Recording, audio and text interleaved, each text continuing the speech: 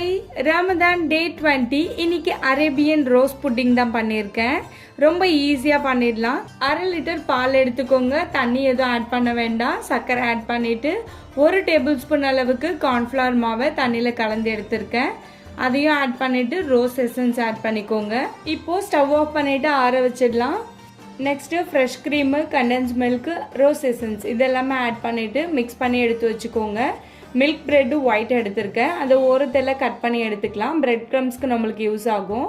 Cut பண்ணி வச்சுருக்க milk ப்ரெட்டை இப்போ பிளேட்டில் நம்ம அரேஞ்ச் பண்ணிவிட்டு ஃபஸ்ட்டு ரெடி பண்ணி வச்சுருக்க மில்கை இப்போ ப்ரெட்டோடு சேர்த்துருங்க. அதுக்கப்புறம் ஃப்ரெஷ் க்ரீம், கண்டென்ஸ் மில்கோட ரெடி பண்ணியிருக்க திக்கான க்ரீமை இப்போ இதோட ஆட் பண்ணிக்கோங்க. ஃபைனலாக நம்மளுக்கு விருப்பமான நட்ஸ் ஆட் பண்ணிவிட்டு 2 to 3 hours ஃப்ரிட்ஜில் வச்சுட்டு எடுத்து சாப்பிட்டோன்னா டேஸ்ட் அவ்வளோ டெலிஷியஸாக இருக்கும். செய்யறது ரொம்ப ஈஸி, ஆனால் டேஸ்ட்டு அல்டிமேட்டாக இருக்கும். ட்ரை பண்ணி பாருங்கள். பாய்.